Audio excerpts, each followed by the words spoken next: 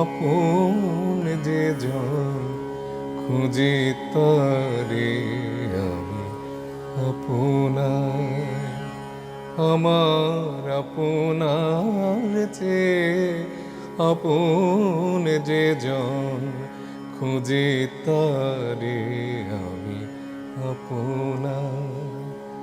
আমি শুনি যেন তার চরণের ধ্বনি, শুনি যেন তার চরণের ধ্বনি, শুনি যেন তার চরণের ধ্বনি। আমারি পিয়াসী বাসনায় আমার আপনার চেয়ে আপন যে জন খুঁজে তারে আমি আপনার। অসাধারণ। দর্শক, আমরা আজকে একটি বিশেষ আয়োজনে যুক্ত হয়েছি। আপনারা অনেকেই হয়তো ভাবছিলেন এটি কোনো গানের অনুষ্ঠান কিনা। গানটি আমরা আবার শুনবো পূর্ণরূপে। আপনাদের সকলকে ঈদ মোবারক জানাচ্ছি এবং আমাদের আজকের একটি বিশেষ আয়োজন রেনেটা ডক্টরস ডায়েরি অনুষ্ঠানে আপনাদের স্বাগত জানাচ্ছি। আমরা দুজন ডক্টরকে আমাদের মাঝে পেয়েছি, যাদেরকে আমরা মূলত হসপিটালে দেখি, তাদের কাছ থেকে আমরা চিকিৎসা নেই, কিন্তু তাদের এই যে অন্য জীবনের পরতে পরতে তাদের জমে থাকা যেসব গল্প, সেই গল্পগুলো আজকে আমরা ঈদ উপলক্ষে আপনাদের সাথে সকলে মিলে শুনবো। সে কারণে আমাদের আজকের এই বিশেষ আয়োজন। আমি পরিচয় করে দিচ্ছি যার কাছ থেকে আমরা এত চমৎকার গান শুনছিলাম, ডক্টর মোহাম্মদ গুলজার হোসাইন। তিনি assistant professor, department of hematology, Bangladesh medical university. আমাদের সাথে আরও আছেন doctor Zulfia Zinat Chowdhury, assistant professor, department of hematology, Bangladesh medical university. এবং বলে রাখি যে আমাদের সাথে অনলাইনে যুক্তরাষ্ট্র থেকে যুক্ত হবেন প্রখ্যাত হৃদরোগ বিশেষজ্ঞ ডক্টর চৌধুরী হাফিজুল হাসান। আমরা তিনজনের কাছ থেকেই তাদের জীবনের যেই গল্প, তাদের যে ডায়েরি, সেই কথাগুলো আমরা শুনব।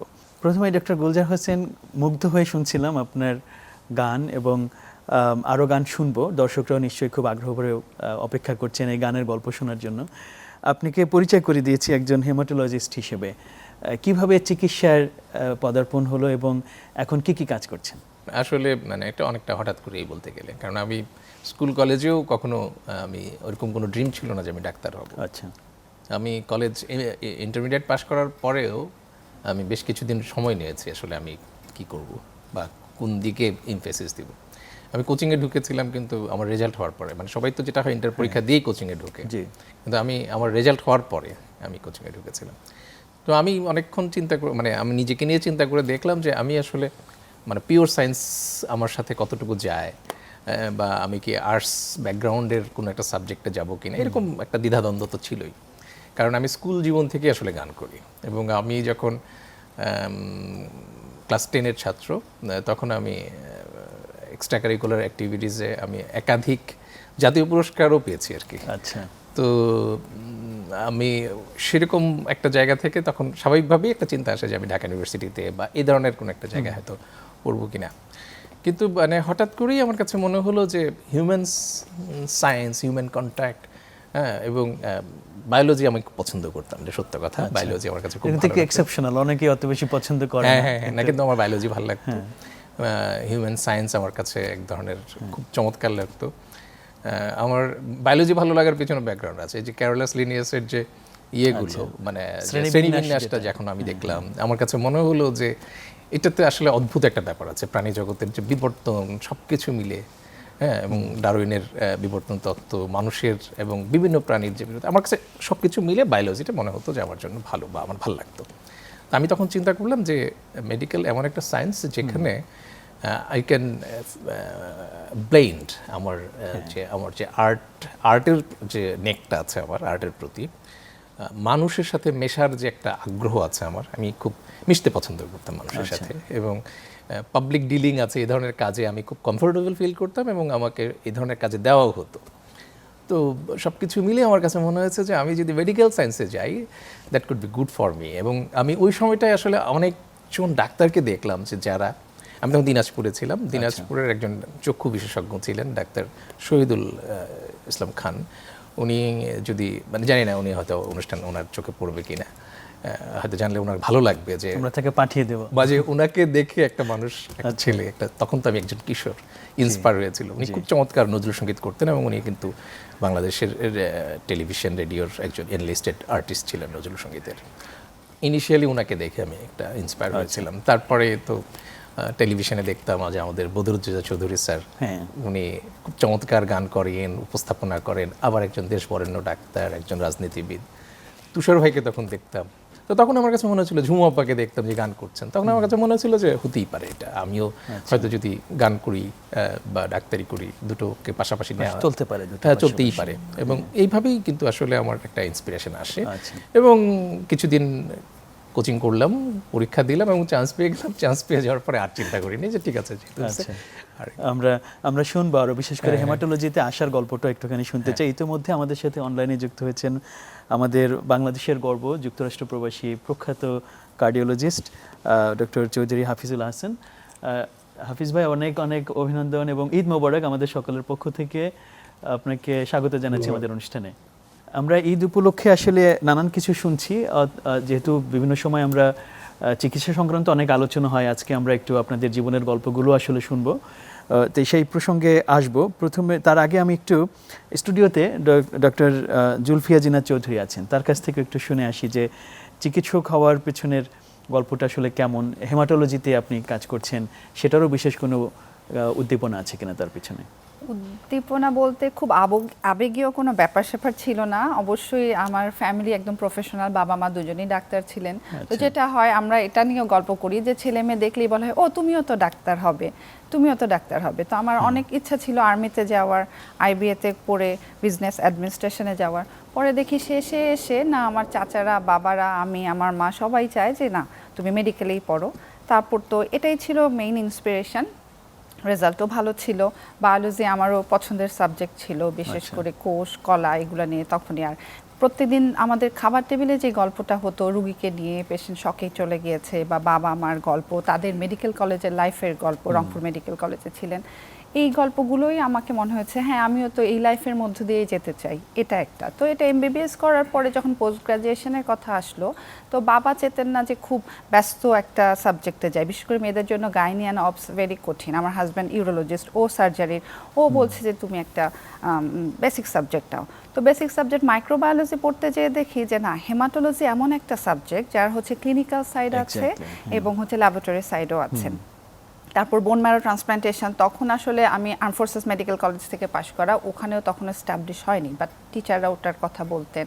সব কিছু মিলায় এবং হেমাটোলজি একটা খুব বিশেষ subject. Armed forces institute of প্যাথোলজির ক্রাউন বলা হয় হেমাটোলজিকে। তো আমাদের বড় বড় অনেক স্যাররাই হেমাটোলজিতে ছিলেন, এই জন্য আসলে এই সাবজেক্টে আসা। দেখলাম ঢাকা মেডিকেল কলেজে ট্রেনিং আছে এই হিসেবে।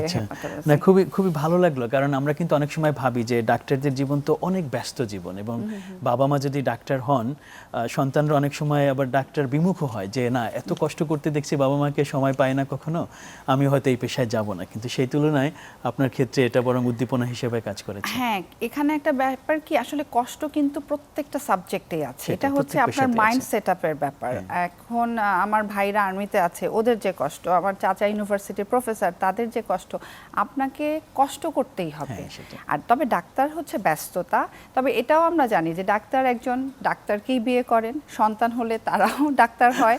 আবার সন্তানদের যখন আমরা আবার ছেলে মেয়ের জন্য পাত্রপাত্রী খুঁজি, সেটাও ডাক্তার হয়। কারণ সমাজের সাথে আমাদের শুধু একটা প্রফেশন, এটা একটা লাইফস্টাইল। এটা লাইফস্টাইল। হ্যাঁ, আপনার কথায় বার্তায় আমাকে বুঝবে। আমার হাজবেন্ডকে যদি ফোন করে বলে আমি এখন আসতে পারছি না, ও সাথে সাথে বুঝবে ওকে তুমি থাকো, এবং সে আমাকে ডিস্টার্বও করবে না। আমার ছেলেমেয়েরাও জানে যে এখন একটা, এবং তারা গর্বিত যে মা এই কাজে গিয়েছে, মা বিদেশে গিয়েছে।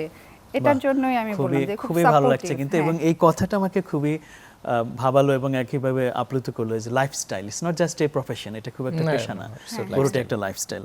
আমার মনে হয় এই প্রেক্ষাপটে আমরা একটু চৌধুরী হাফিজুল হাসান আপনার কাছে আসতে পারি। আপনি সবার চেয়েই এখানে সিনিয়র এবং অনেক কিছুর মধ্য দিয়ে গিয়েছেন। বাংলাদেশে ঢাকা মেডিকেল কলেজে পড়াশোনা করেছেন এবং যুক্তরাষ্ট্রে অত্যন্ত নেতৃত্বস্থানীয় পর্যায়ে পৌঁছেছেন কার্ডিওলজিতে, এবং আমাদের দেশে কার্ডিওলজির যে অগ্রযাত্রা, সেখানে আপনি খুব বড় ভূমিকা রেখেছেন।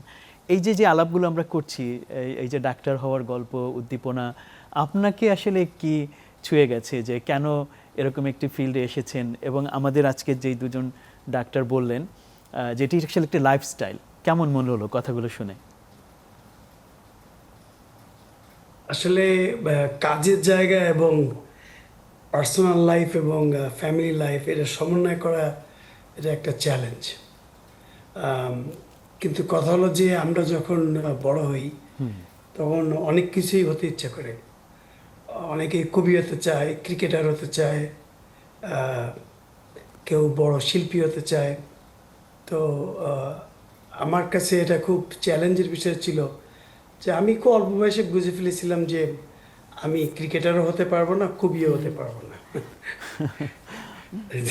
যা পারবো সেটাই করতে হবে। কিন্তু আমি আমার মনে হয় সবাই সেটা করে যে অবচেতন মনে এই যা হতে চেয়েছিলাম, মনে করেন ক্রিকেটার বা কবি। আমার টিচাররা কিন্তু কেউ কেউ মনে করতেন আমি একজন বড় সাংবাদিক হব, কেউ মনে করতেন যে আমি কেন লতে যাচ্ছি না, কেন একজন শিক্ষাবিদ হচ্ছি না। কিন্তু আমার মায়ের সাথে আমি যখন যেতাম তার এক মামার কাছে, উনি ছিলেন ডাক্তার। আচ্ছা, ফর সাম রিজন আমার মনে হলো যে maybe that field is for me. তারপরে যখন মেডিকেল কলেজে ভর্তি হলাম, তো ইন্টারেস্টিংলি লাইব্রেরিয়ান ছিলেন, তো উনি আমাকে খুব পছন্দ করতেন, তো আমাকে কার্ডিওলজির বই দিলেন। এবং আমি তখন কার্ডিওলজির বই পড়তে পড়তে মনে করলাম যে this is it, I am going to do cardiology.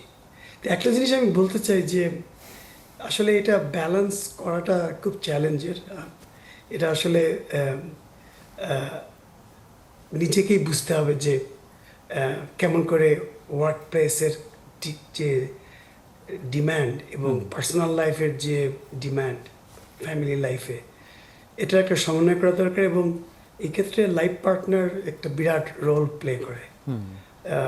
আর এই লাইফ পার্টনার যদি না বুঝতে পারে যে কিভাবে অ্যাকোমোডেট করতে হয়, তাহলে সমস্যা। কারণ আমি বলি আমাদের প্র্যাকটিসে যারা কার্ডিওলজিস্ট, আমাদের অলমোস্ট লাইক 20% ডিভোর্স রেট আছে। আচ্ছা, কোনো কোনো জায়গায় আরও বেশিও হতে পারে। তো এটা আন্ডারস্ট্যান্ডিংটা কিন্তু খুব ইম্পর্টেন্ট। তবে সবচেয়ে বড় কথা হলো কি যে আমি যে কাজ করছি তাতে আমি এনজয় করছি কিনা, সেটাই স্যাটিসফাইড কিনা সেটা একটা ইম্পর্টেন্ট। স্যাটিসফাইড কিনা, এটা একটা বিরাট ব্যাপার আর কি। তো আমি অভ্যস্ত না এই ধরনের প্রশ্নের মুখোমুখি হওয়ার। জানি না আমি কেমন করে উত্তর না দিলাম। না, অনেক ধন্যবাদ। এটা তো আমরা আসলে ওটুকুই চাচ্ছিলাম যে আমাদের যেহেতু এটি একটি ইনফর্মাল আলোচনা, ঈদ উপলক্ষে আমরা একটু লাইট রাখছি, সেই অর্থে এটা ডক্টরস ডায়েরি, জীবনের যে কোনো পাতাই আমরা উল্টাতে পারি আসলে এই আলোচনায়। সেটি আবেগের হতে পারে, কষ্টের হতে পারে, আনন্দের হতে পারে। আমরা আরও আসবো ডক্টর হাফিজ আহসান আপনার কাছে। আমরা এবার যদি আবার ফিরি ডক্টর গোলজার হোসেন আপনার কাছে, যে একটু আগে চৌধুরী হাফিজুল হাসান বলছিলেন যে এটা কিন্তু সবসময় ব্যালেন্সড খুঁজে পাওয়াটা কিন্তু চ্যালেঞ্জিং বিষয়। আপনি যে কালচারাল দিক, যেটা আপনার ফিল্ডে আপনি তুমুল জনপ্রিয়, সেটা আমি বুঝতে পারছি ইতিমধ্যে নানানিশ, এবং এত সুন্দর করে গানটা গাইলেন শুরুতে, আমরা তো মুখিয়ে আছি আরও গান শোনার জন্য। আপনি ব্যালেন্সটা আসলে কিভাবে করেন, ওয়ার্ক লাইফ ব্যালেন্স বলি বা কালচারাল জগতের সাথে আপনার প্রফেশনাল লাইফের যে ব্যালেন্স কিভাবে ঘটে? একটু কঠিন, এটা খুব সহজ বিষয় তা নয়। কারণ হচ্ছে যে আমার যারা স্কুল কলেজ বা আমার মেডিকেল কলেজে আমার যে বন্ধুরা ছিল যারা খুব ভালো গান করতেন, হ্যাঁ, যারা অলরেডি আমি তো গান করতাম, এমনি করতাম, কিন্তু আমি মেডিকেল কলেজে এসে দেখি যে অলরেডি টেলিভিশন রেডিওতে এনলিস্টেড এবং ছোটোবেলা থেকে অনেক অনুষ্ঠান করে এসছে এরকম অনেক, এবং চাইল্ড আর্টিস্ট হিসেবে সেলিব্রিটি এরকম দু একজনও কিন্তু মেডিকেলে পড়তে এসছে আমার বন্ধুবান্ধব। এবং এদের অনেককেই আমি দেখেছি পরবর্তী জীবনে তারা আর তাদের কালচারাল অ্যাক্টিভিটিসটাকে বা তাদের সেই পরিচয়টাকে তারা টেনে নিয়ে যেতে পারেননি। হয়তো এই যে দুটোর যে টানাপোড়েন, সেখানে তারা সেটার ব্যালেন্স করতে পারেননি, অথবা সেই উৎসাহটা পাননি, সেটা একটা হতে পারে। অথবা হতে পারে যে তারা ওই জায়গা থেকে আগ্রহটা কমে গেছে, সেটাও একটা হতে পারে। যাই হোক, আমার কাছে মনে হচ্ছে এটা ডেফিনেটলি চ্যালেঞ্জিং। আচ্ছা, এবং যেহেতু আমি যেটা বলছিলাম যে অনেকেই আমি দেখেছি যে পরবর্তীতে তারা এই জায়গাটা থেকে ড্রপ আউট হয়ে গেছে, তারা হয়তো ডাক্তারি হয়ে গেছে পুরোপুরি। তো এইটা কিন্তু খুব যদি স্ট্রং ডিজায়ার থাকে, খুব ইচ্ছা থাকে, তাহলে সেটা সম্ভব। এক, দুই নম্বর হচ্ছে একটু সাহসও থাকতে হয়। যেমন আমার যেটা হয়েছে যে আমি গান করব, সেটা আমার মাথায় সবসময় ছিল যে আমি গান করবো, এটাকে ছাড়া হবে না। আমি থার্ড ইয়ারে যখন পড়ি তখন আমি উচ্চ সঙ্গীতে তালিম নেওয়ার জন্য ঢুকেছি, যেখানে থার্ড ইয়ারে ওঠার পরে সবার মধ্যে একটা ইয়ে থাকে, ভীতি থাকে, বাইরে থাকে যে আমাদের এখন ওয়ার্ড পরীক্ষা হবে, এই হবে, সে হবে। তো আমি এগুলো নিয়ে খুব বেশি ভয় পেতাম না আর কি। আমার কাছে মনে হতো যে আমাকে গান করতে হবে, সো এটা নিয়ে কোনো কম্প্রোমাইজ নাই। আমি থার্ড ইয়ার, আমার এখনও মনে আছে যে আমি থার্ড ইয়ারে ওঠার পরে ফার্স্ট হাফ শেষ করার পরে আমি উচ্চাঙ্গ সঙ্গীতের এক ওস্তাদের কাছে নাড়া বেঁধেছি এবং রীতিমতো তখন আমি খেয়াল শিখছি। আচ্ছা, তো বিকেলে 2 ঘন্টার জন্য আমি যাচ্ছি ওনার ওখানে, 1.5 ঘন্টা 2 ঘন্টা যাচ্ছি, এখানে যে ট্যালেন্ট নিচ্ছি। হোস্টেলে থাকলে হয়তো আমি পারতাম না। আমার তখন থার্ড ইয়ারে আমার বাসা, আমার আব্বা আম্মা চলে আসলেন চাকরি ছেড়ে দিয়ে, আব্বা তখন বাসায় থাকার কারণে এটাও একটা সুবিধা ছিল আমার জন্য যে আমি রেওয়াজ করতে পারতাম। তো এটা চলছে, আমার বাসা থেকে একটা খুব সাপোর্ট ছিল। এবং আমার এটাও ইন্টারেস্টিং বিষয়, আমার মা কিন্তু চাননি আমি ডাক্তারিতে ঢুকি আর কি। কারণ আমার মায়ের, আমি তখন তো মোবাইল ফোন ছিল না, আমি ঢাকায় এসে পরীক্ষা দিয়ে রেজাল্ট নিয়ে বাসায় গেছি। বাসায় গিয়ে যখন ঘরে ঢুকে বলছি আমি তো মেডিকেলে চান্স পেলাম, আমার আম্মার প্রথম এক্সপ্রেশন ছিল যে তাহলে তোর গানের কি হবে। আচ্ছা, আমি তো চাই তুই এন্ড্র কিশোর কুমার বিশ্বজিৎদের মতো শিল্পী হবি। আমার বলে তুই, তোকে পাঠাইছি ঢাকাতে, তুই এই ইউনিভার্সিটি কোচিং করবি, তুই গিয়ে মেডিকেল কোচিংয়ে ঢুকছিস। মানে আমার প্রথম এক্সপ্রেশন হচ্ছে এটা, তুই মেডিকেল কোচিংয়ে ঢুকছিস, ঢুকে আবার এইখান মেডিকেলে চান্স পেলে তোরই। আমি বলছি না, আমি ইউনিভার্সিটির ফর্ম উঠাই নিয়ে আসছি, পরীক্ষা হয়তো দিব আর কি। তার এনার্জি পাই নাই পরীক্ষাতে, আর সত্যি কথা যেটা, মনে হচ্ছে একটা কিছু চান্স পেয়ে গেছে, চালাইয়া যায়। যাই হোক, তো এটা একটু চ্যালেঞ্জিং, কারণ আমার দেখা গেছে যে প্রফের আগেও আমার অনুষ্ঠান ছিল এবং আমি মিস করি নাই। আমি পরীক্ষা দিয়েছি, অনুষ্ঠানও করেছি এবং আমি মোটামুটি রেগুলার পাস করে গেছি। এমনিতে কি পেশাগত জীবনে যখন ঢুকলেন, এটা তো কখনো কখনো একটা চ্যালেঞ্জ তৈরি করে, কিন্তু কখনো জিনিসটা আপনাকে সহযোগিতাও করেছে, পেশেন্টদের সাথে কমিউনিকেশনে হোক বা চিকিৎসা। আমি এটা সব সময় বলি যে এটা সাংঘর্ষিক হয়নি কখনো আমার জন্য, সহযোগিতা করেছে। আমার শিক্ষকরা আমাকে আলাদা চোখে দেখতেন, আমাকে ভালোবাসতেন। 1-2 জন হয়তো আমাকে খুব এটার জন্য খোঁচা দিয়েছেন, বলেছেন তুই পড়াশোনা করবি কীভাবে, তো এটা হয়তো 1-2 জন, বেশিরভাগই, এবং এটা আমার সৌভাগ্য। অনেক ইনস্টিটিউটে হয়তো তারা খুব বৈরিতার মুখোমুখি হয়ে থাকতে পারেন। আমার সৌভাগ্য, আমার শিক্ষকরা আমাকে বিশেষ করে আন্ডারগ্রেড লেভেলে এবং পোস্ট গ্রাজুয়েশনেও আমাকে এইটার জন্য তারা আমাকে সবসময় আলাদা চোখে দেখেছেন, ভালোবেসেছেন, উৎসাহ দিয়েছেন। এবং এখনও আমার শিক্ষকরা তাদের পারিবারিক কোনো অনুষ্ঠান হলে বা আমার মেডিকেল কলেজের কোনো বড় অনুষ্ঠান হলে তারা আমাকে আলাদাভাবে দাওয়াত করে নিয়ে যায়। তো আমি সবসময় এই জন্য আমি খুব কৃতজ্ঞতা স্বীকার করি আমার শিক্ষকদের কাছে, তারা আমাকে সবসময় এটাতে সহযোগিতা করেছেন। ওই স্টেজ প্রোগ্রাম, সেলিব্রিটি শিল্পীরা বা কমার্শিয়াল শিল্পীরা যেরকম করে, আমার এরকম একটা সুযোগ এসেছিল যে আমি বিভিন্ন জায়গায় একটা ট্যালেন্ট সার্চে আমি খুব ভালো জায়গায় গেছি, আমি নাম বলছি না, একটা পর্যায়ে চলে গেছি, আমি সেখান থেকে আবার পরে উইথড্র করি নিজেকে। তো সেটা তখন দেশের একটা খুব মানে কি বলবো, সবার দৃষ্টিগোচর একটা ইয়ে ছিল আর কি, ট্যালেন্ট সার্চের। তো আমি কিন্তু পরে আর ওই দিকে আগাইনি, চেষ্টা করিনি, কারণ আমার কাছে মনে হয়েছে যে আমি ডাক্তারই হব এবং এর পাশাপাশি আমি গান করব। আচ্ছা, আমাকে এরকমও হয়েছে যে 2006-7 সালের দিকে, তখন আমি এমবিবিএস পাশ করেছি। আমার অ্যালবাম করার জন্য সেই সময়কার যারা খুব জনপ্রিয় মিউজিক ডিরেক্টর ছিলেন তারা আমার ভোকাল শুনে তো বলেছেন তুমি অ্যালবাম করো, আমরা সব রকম সহযোগিতা করব। আমি ওই পথে যাইনি। এমনকি আমি বাংলাদেশ টেলিভিশনে এনলিস্টেড হয়েছি আফটার কমপ্লিশন মাই এমডি। আমি 39 বছর বয়সে আমি বাংলাদেশ টেলিভিশনে এনলিস্টেড হয়েছি। তো তার মানে হচ্ছে, কিন্তু আমি চর্চা কিন্তু কখনো ছাড়িনি। সেটাই, অর্থাৎ আমার হিসাব ছিল যে আমি কিভাবে আমার ক্যারিয়ারটা বা আমার লাইফটাকে গুছাবো, এবং সেইভাবে আমি যদি ওই 2006-7 সালের দিকে যদি আমি কমার্শিয়াল সিঙ্গার হওয়ার চেষ্টা করতাম, আমি স্টেজে গান করার চেষ্টা করতাম বা কমার্শিয়াল স্টেজে গান করতাম, তাহলে হয়তো আমি ডাক্তারিতে এই জায়গায় এসে পৌঁছাতে পারতাম না। তো সেটা আমার বাবারও একটা ডিরেকশন ছিল, উনিও আমাকে বোঝাতেন যে কিভাবে আমি সেটাকে ইয়ে করবো। কিছুটা ধরেন হয়তো আমারও একটা চিন্তা ছিল, সবকিছু মিলে আমার কাছে মনে হয়েছে যে আমি যেটা, এটা ভালো কি মন্দ সেটা আমি বলবো না, আমি যেটা চেয়েছি সেটা আমি সেখানে যেতে পেরেছি। আর খুব ভালো বিষয় আসলে এটা, এই সন্তুষ্টির জায়গায় খুঁজে পাওয়াটাই একটা গুরুত্বপূর্ণ বিষয়, যেটা ডক্টর হাফিজা হাসানও বলছিলেন। আমরা একটি ডক্টর জুলফি আপনার কাছে আসি, যে এই যে রোগীদের সাথে যে সম্পর্ক, ডাক্তারদের সাথে রোগীদের সাথে যে সম্পর্ক, এটি নিয়ে তো নানান রকমের ইস্যু নিয়ে এখন কথাবার্তা হয়, আমরা অনেক নেতিবাচকতাই দেখি। ডক্টর গুলজার যেটা বলছিলেন যে তারও ব্যক্তিগত যেই জায়গাটা, রোগীদের সাথে সম্পর্ক, কোথাও প্রফেশনাল যে সম্পর্ক, সব জায়গায় কিন্তু এই ব্যক্তিগত স্কিলগুলো অথবা পেশাগত দক্ষতার বাইরের জিনিসগুলো কিন্তু একটা ভূমিকা রাখে। আপনার ক্ষেত্রে কি মনে হয় যে রোগীদের সাথে যোগাযোগের যেই জায়গাটা, সেখানে এই যে পারিবারিকভাবে কালচারাল যেই বেসটা নিয়ে গড়ে ওঠে বা বেড়ে ওঠেন, এটা কিভাবে সহযোগিতা করে? এটা আসলে আপনার মানুষের সাথে কথোপকথন বা কাউন্সিলিংয়ে অনেক সাহায্য করে। আমি দেখেছি যে আমি আরেকজন মানুষের সাথে সহজে যেভাবে কথাবার্তা বলতে পারি, বা আমি নিজেরটা তো বলা যায় না, অন্যরা যেমন বলে যে না ওনার সাথে কথা বললে আমরা বুঝতে পারি। বাংলাদেশের ডাক্তারদের একটা, আমি তো জানি না আসলে স্পেসিফিক কী ঘটনার জন্য একটা অস্থিতিশীল মানে সুযোগ তৈরি হয়েছিল, কিন্তু আমার কাছে যেটা মনে হয় কাউন্সেলিং ইজ ভেরি ইম্পর্টেন্ট। একজন লোক আমার পাশের বাসা যে সহযাত্রীও যদি হয়, আমরা আধা ঘন্টা 1 ঘন্টা যদি পাশে বসে কিছুটা গল্প করি, তাহলে কিন্তু তার প্রতি আমার কোনো বিরূপতা তৈরি হয় না যদি তিনি সেটা কোনো ভুলও করে ফেলেন। এখন ডাক্তারদের ব্যাপার হচ্ছে যে কোনো জায়গায় আমাদের এত এত রুগী থাকে, আমরা প্রত্যেকটা রুগীর প্রত্যেকটা আত্মীয় স্বজনের সাথে কাউন্সেলিংটা ঠিক মতো হয় না। এটা আমি বলবো যে আমাদের পার্শ্ববর্তী দেশ বা সিঙ্গাপুরে যেটা বলেছি, ওরা ভেরি ফ্রেন্ডলি। ওরা যে আমাদের থেকে খুব বেশি চিকিৎসা দিচ্ছে, সময় দিচ্ছে তা না, বাট অ্যাজ এ রেসপেক্টটা থাকে। এখানে একটা ব্যাপার আছে কি, আমাদের শিক্ষাগত যোগ্যতার অনেক ফারাক থাকে। এমনও আমি হয়তো রিক্সাওয়ালাকে বোঝাচ্ছি, একদম গ্রামের প্রান্তিক মানুষ, তার ছেলে তাকে নিয়েই এসেছে যে এটাই শেষ চিকিৎসা, পিজি হাসপাতালে এসেছে, সে বাসায় যে গর্ব করে বলতে পারবে যে বাবাকে আমি শেষ চেষ্টা করেছিলাম। তো তাকে বোঝানো, আবার একজন ডক্টরেট করা মানুষ ইউনিভার্সিটিতে পড়া মেয়ে, তাকে বোঝানো সেম না। ওদেরকে ওদের মতো করে বোঝাতে হয়।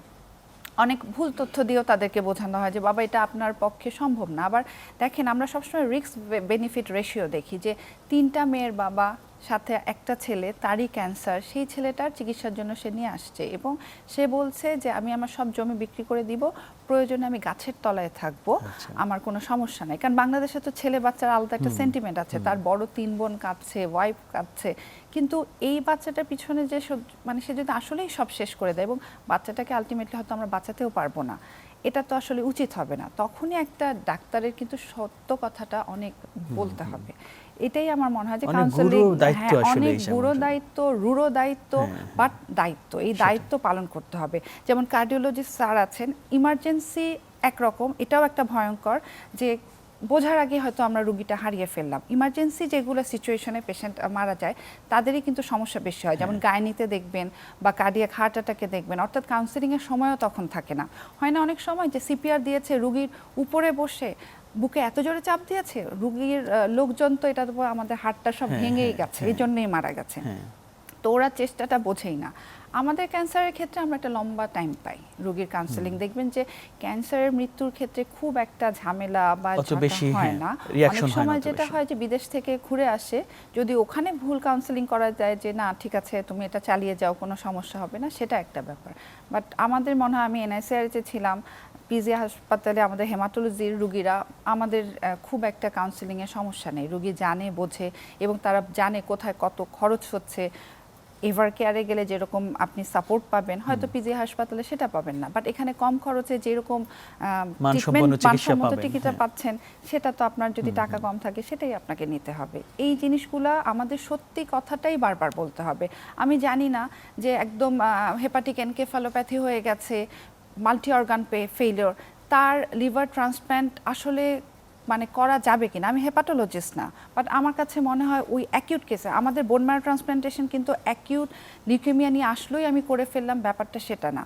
একটা পেশেন্ট ক্যান্সার ডায়াগনোসিস হওয়া থেকে ট্রান্সপ্ল্যান্ট পর্যন্ত প্রায় 6 থেকে 1 বছরের চিকিৎসা তাকে নিতেই হবে। এটা কোনো ইমার্জেন্সি ট্রিটমেন্ট না, ট্রান্সপ্ল্যান্ট কোনো ইমার্জেন্সি ট্রিটমেন্ট না, কিন্তু এটা কি আমাদের রোগীদের বোঝাতে হবে না? সেটাই তো সত্য কথা বলতে হবে, এটাই আমার কমিউনিকেশনের জায়গাটা আসলে একটা জায়গা আছে এবং আপনাদেরও আমরা এই ক্ষেত্রে সাহায্য চাই, বিশেষ করে মিডিয়া যদি সাহায্য না করে, কারণ ম্যাস পাবলিক এখন কিন্তু ফেসবুক, ইউটিউব এটার উপরে নির্ভর করে কমিউনিকেশনের উপর, এবং ওটি কিন্তু অনেক উস্কে দেয়, অনেক কিছু উস্কে দেয়। আমরা হচ্ছে সমস্যার সমাধানের দিকে না যে সমস্যাটাকে আরো প্রকট করে, আরো দোষ দিয়ে, আরো দুঃখটাকে আরো দুঃখ বাড়িয়ে আমরা নিউজ প্রেজেন্ট করি। সেটাই আমরা এই জায়গাটা একটু আসবো, কারণ আপনাদের নিচে আরো অনেক গল্প আছে যেখানে রোগীদের সাথে অত্যন্ত হৃদ্যতাপূর্ণ সম্পর্ক ছিল, সেই বিষয়গুলো আমরা একটুখানি শুনবো। ডক্টর চৌধুরী হাফিজুল হাসান, আপনার কাছে একটু আসি যে আমরা একটু আলোচনাটাকে একটু এগিয়ে নিচ্ছি ওই দিকেও, যে আমাদের বাংলাদেশের সাম্প্রতিককালে আমরা দেখছি যে বেশ কিছু নেতিবাচক ঘটনা এসেছে সোশ্যাল মিডিয়াতে ডাক্তারদের সাথে রোগীদের যে সম্পর্ক সেই প্রসঙ্গে। তো ডক্টরস ডায়েরির এই যে পাতাটা, এখানে আপনার একটু অভিজ্ঞতা শুনতে চাই যে রোগীদের সাথে ডাক্তারদের যে সম্পর্ক সেটাকে একটি সুস্থির জায়গায় নেওয়ার জন্য আপনার বিশেষ কোনো পরামর্শ আছে কিনা আমাদের দেশের প্রেক্ষিতে, এবং আপনার ওখানকার অভিজ্ঞতার আলোকে যদি আমাদেরকে একটু জানান। আমরা যখন মেডিকেল কলেজগুলোতে অ্যাডমিশন নিই তখন আসলে আমরা কি দেখি, যেহেতু এটা কম্পিটিটিভ ফিল্ড আমরা স্কোরটাকে দেখি, কিন্তু এখন আমরা রিয়েলাইজ করছি যে আসলে স্কোর সবচেয়ে বড় ফ্যাক্টর না। আমাদের দেখা উচিত যে তার এমপ্যাথি আছে কিনা, তার সহমর্মিতা আছে কিনা। সে এটা তো একটা সার্ভিস, যেটা আমরা বলি একজন মানুষের সাথে আরেকজন মানুষের কানেক্টিভিটি। যদি এমপ্যাথি না থাকে আর যদি আমাদের ওই মানসিকতা না থাকে যে আমি সার্ভিস দিব, আমি বলি আমার রেসিডেন্ট ফেলোদেরকে যে you will get money, there is no problem, but you don't need to go after money. If you do the good job, the money will come to you. কিন্তু বড় কোয়ালিটি থাকা উচিত সহমর্মিতা। আমি জানি না এমপ্যাথির ঠিক কারেক্ট বাংলা কী হবে, কিন্তু এমপ্যাথি না থাকলে আসলে এই ফিল্ডে ঠিক আসা উচিত না। আরেকটা এবং এখন আমরা জানি যে আর্টিফিশিয়াল ইন্টেলিজেন্স ডাক্তারিতে আসবে, এটা আসবেই, কিন্তু এই হিউম্যান ফ্যাক্টরটা, হিউম্যানিজম, এটা কিন্তু যাবে না। সেটাই তো আমাদের এই জিনিসটা আমাদের খেয়াল রাখা উচিত যে আমরা কি ধরনের স্টুডেন্টদেরকে আমরা অ্যাকসেপ্ট করছি মেডিকেল কলেজে, কি প্রোডাক্ট আমরা বানাচ্ছি। এবং মেডিকেল কলেজের কোর্স কারিকুলামেও আমাদের এটা জোর দেওয়া উচিত যে আমরা কি চাই একজন ডাক্তারের কাছ থেকে। একটা কথা আছে যে ইট tax a village to raise a child. তো এটার বিভিন্ন রকম গুণাচার একসাথে আপনি চিন্তা করে দেখেন, আমরা একজন ডাক্তারের কাছ থেকে চাই তার নলেজ, তার এক্সপেরিয়েন্স, তার ট্রেনিং, তার ডিলিংস উইথ দ্য পেশেন্ট, তার এমপ্যাথি, তারপরে লিডারশিপ, তারপরে তার organisation. So it is a multifactorial, it's a complex thing. কিন্তু আমার কাছে মনে হয় কি, আমি তো বাংলাদেশেই বড় হয়েছি এবং বাংলাদেশের ট্রেনিংও করেছি। একজন রকেট সায়েন্টিস্ট আমার দরকার নেই ফর মেডিকেল স্কুল। আমার একজন চৌকস বিজনেসম্যান দরকার নেই। আমার দরকার একজন অ্যাভারেজ কিন্তু গুড এমপ্যাথি, আচ্ছা, যে সার্ভিস দিতে পারবে। একটা জিনিস খেয়াল করেন, দেখেন যে মেডিকেল ফিল্ড আমরা যাই বলি না কেন, ইটস এ ইউনিক। আমি যেখানে কাজ করি, মনে করেন বিভিন্ন দেশের লোকজন কাজ করে, কিন্তু যখন একজন রোগী সিক হয়, আমরা কিন্তু আশা করি আপনি WHO-তেও যান বা ইউনিসেফে যান, সেখানে যান না কেন, এমনকি জাতিসংঘে যান, আশা করেন যে সবাই একসাথে কাজ করবে, কিন্তু প্র্যাকটিক্যালি এটাকে পলিটিক্স হয়ে যায়। কিন্তু মেডিকেল ফিল্ডে ইটস ইউনিক, যে একজন রোগী অসুস্থ হলে আমরা সবাই চেষ্টা করি সেই রোগীকে, রিগার্ডলেস ধর্ম বর্ণ নির্বিশেষে। তো আপনাদের প্রোগ্রাম হচ্ছে ঈদের জন্যে, এটা হয়তো কোনো একটা বিশেষ ধর্মের ফেস্টিভ্যাল, কিন্তু আসলে তা না। মেডিকেল ফিল্ডে কিন্তু এটা একটা ইউনিক, যে আমরা সব মিলাই কিন্তু চেষ্টা করি, এবং তার জন্যে স্যাটিসফ্যাকশনটা আমার মনে হয় অনেক বেশি। জি। এটি শেষ পর্যন্ত দাঁড়ায় আসলে যে অনেক কিছুর ভিড়ে, অনেক প্রাপ্তি অপ্রাপ্তির ভিড়ে যখন রোগীদের সাথে এরকম একটি ভালো সম্পর্ক তৈরি হয়, একটা অবদান রাখার সুযোগ তৈরি হয়, সেটাই সবচেয়ে বেশি মনে থাকে শেষ পর্যন্ত। আমরা এই প্রসঙ্গে প্রায় শেষের দিকে একটু আমি বলতে চাই, যেটা খুবই জরুরি, সেটা হচ্ছে কি, রোগীরা কিন্তু নির্বোধ না। যদি কেউ কোনো ডাক্তার মনে করে যে রোগী বুঝে না বা রোগীর আত্মীয় বুঝে না, তাহলে আমি বলবো উনি ভুল করছেন। কারণ হলো যে ল্যাঙ্গুয়েজেই বলেন না কেন, রোগীকে বলা যায়। কারণ আমি বলি, আমার মাই আমাকে একবার কল করে বললেন যে তাকে বলছে এক ডাক্তার যে তার ইসিজিতে দোষ আছে। তো আমি বললাম যে এটা কোনো ডায়াগনোসিস না। তো আমাদেরকে কেয়ারফুল থাকতে হবে যে আমরা কি বলছি। সেটাই। এটাই কিন্তু ডক্টর জুলফিয়া একটু আগে যেটা বললেন যে যারা আসে তাদের লেভেলেই আসলে ইনফরমেশনটা আমাদেরকে কমিউনিকেট করতে হবে, এটা একটা খুব গুরুত্বপূর্ণ বিষয়। আমরা না বুঝলে, না ধরতে পারলে বলা উচিত যে আমি এই মুহূর্তে বুঝতে পারছি না আপনার কি হলো, কিন্তু আমরা কিছু টেস্ট করছি, দেখছি কি কি হয়, এবং অ্যাডমিট করাও ভালো, যে অনেক সময় যে আমরা এখনই বুঝতে পারছি না কি হচ্ছে। সেটাই। অনেক ধন্যবাদ ডক্টর হাফিজুল হাসান। আমরা আলোচনাটা আবার একটু ঈদের দিকে আনি, একটু কালচারাল দিকে একটু ঢুকতে চাই। তো আমরা তো শুরুতে করেছিলাম একটুখানি একটা গান দিয়ে। ডক্টর জুলফিয়া, আপনার কাছ থেকে যদি কোনো একটা কিছু নেই এরকম গান বা কবিতা, আজকে যদি আমাদের দর্শকদের সাথে কিছু শেয়ার করেন। আমি একটা কবিতা বলি, এটা আমি আসলে আবৃত্তিও সেরকম করি না, শুনতাম এক সময়। তো সঞ্চয়িতা আমি মনে হয় গত 7-10 বছরে ধরেও নেই। এখন গুলজার ভাই যেহেতু আমার কলিগ, এবং আমরা কিন্তু প্রায় গত 10 বছর ধরেই পরিচিত একসাথে। পোস্ট গ্রাজুয়েশনে এসে ওনাকে আমি দেখলাম যে তখন সবাই বলে যে হ্যাঁ উনি তো গান টান গায়, তখন বেশি গান শুনিনি পুরোপুরি, তখন পড়াশোনার দিকে তার মনোযোগ ছিল। পাশ করার পরে দুজনই আবার একসাথে, আমি আগে পাশ করে চলে আসছি, উনি 1 বছরের মাথায় আবার চলে আসলেন। আমরা ক্যান্সার হসপিটালে কলিগ ছিলাম 5 বছর। আচ্ছা। তো ওনার কাছে থাকতে, মানে পাশে থাকতে হলে তো আমাকেও একটু কালচারালি অ্যাডভান্স কিছু একটা বলতে হয়, এই জন্য আমি আজকে বলছি। ঝুলন কবিতা রবীন্দ্রনাথ ঠাকুরের। আগে এটা ভেবেছিলাম যে প্রেমের কবিতা হতো, এখন দেখি না, নিজে আর নিজের বোধ, যে স্যার যেটা বললেন আমাকে আসলে নো দাই সেলফ হতে হবে, সেজন্য আমার কবিতাটা খুব পছন্দের। একটু বলি, হ্যাঁ। আমি পরাণের সাথে খেলিব আজিকে মরণ খেলা, নিশীথ বেলা, সঘন বরষা গগন আধার, হেরো বাড়ি ধারে কাঁদে চারিধার, ভীষণ রঙ্গে ভব তরঙ্গে ভাসাই ভেলা, বাহির হয়েছি স্বপ্ন শয়ন করিয়া হেলা রাত্রিবেলা।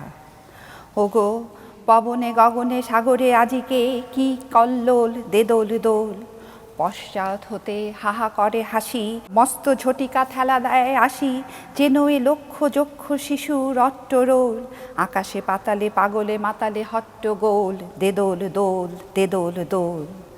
আজি জাগিয়া উঠিয়া পরাণ আমার বসিয়া আছে বুকের কাছে, থাকিয়া থাকিয়া উঠেছে কাঁপিয়া, ধরেছে আমার বক্ষ চাপিয়া, নিঠুর নিবিড় বন্ধন সুখে হৃদয় নাচে, ত্রাসী উল্লাসে পরাণ আমার ব্যাকুলিয়াছে বুকের কাছে। হায় এতকাল আমি রেখেছিনু তারে যতন ভরে শয়ন পরে, ব্যথা পাছে লাগে দুঃখ পাছে জাগে, নিশি দিন তাই বহু অনুরাগে, বাসর শয়ন করেছি রচন কুসুম ধরে, দুয়ারে রুধিয়া রেখেছিনু তারে গোপন ঘরে যতন ভরে। শেষে সুখের শয়নে শ্রান্ত পরাণ আলোস রসে আবেশ বসে, পরশ করিলে জাগে না সে আর, কুসুমের হার লাগে গরু ভার, ঘুমে জাগরণে মিশি একাকার নিশি দিবসে, বেদনাবিহীন অসার বিরাগ মরমে পোষে আবেশ বসে। এটুকুই থাকুক, ধন্যবাদ। অনেক অনেক ধন্যবাদ, অনেক সুন্দর আবৃত্তি, মানে রীতিমতো সুপ্ত প্রতিভা। আমি নিজেও জানতাম না এত ভালো আবৃত্তি করে। আচ্ছা। প্রায় 8 বছর আমরা একই অফিসে কাজ করছি, 8-10 বছরের মতো। কিন্তু এটা বোঝা যায় যে ওর মধ্যে একটা মানে কালচারাল কম্পিটেন্স আছে, কারণ কমিউনিকেশন স্কিল খুব ভালো, রোগীদের সাথে খুব সুন্দর সে করতে পারে, স্টুডেন্টদেরকেও খুব ভালো কমিউনিকেট করে। বাট আবৃত্তিও যে এত ভালো করে এটা আমি আজকে এই অনুষ্ঠান না হলে হয়তো বুঝতে পারতাম না। অনেক ধন্যবাদ আপনাদেরকে। আমরা প্রায় শেষের দিকে অনুষ্ঠানের। ডক্টর গুলজার, আপনার গান শুনতে শুনতে আমরা বিদায় নেব। তার আগে ডক্টর চৌধুরী হাফিজুল হাসান, অনেক ধন্যবাদ, আমাদেরকে আজকে সময় দিলেন। ঈদ মোবারক আপনাকে, আবার দেখা হবে। ঈদ মোবারক।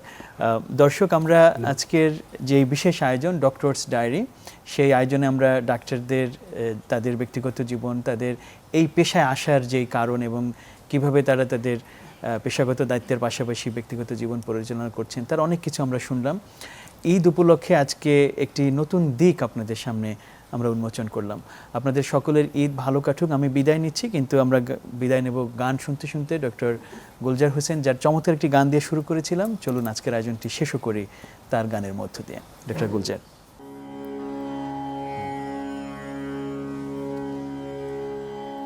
জীবন আনন্দ হয়ে সংসারে আজও আমি সব কিছু ভুলে যেন করিলেন দে, তুমিও তো বেশ আছো, ভালোই আছো।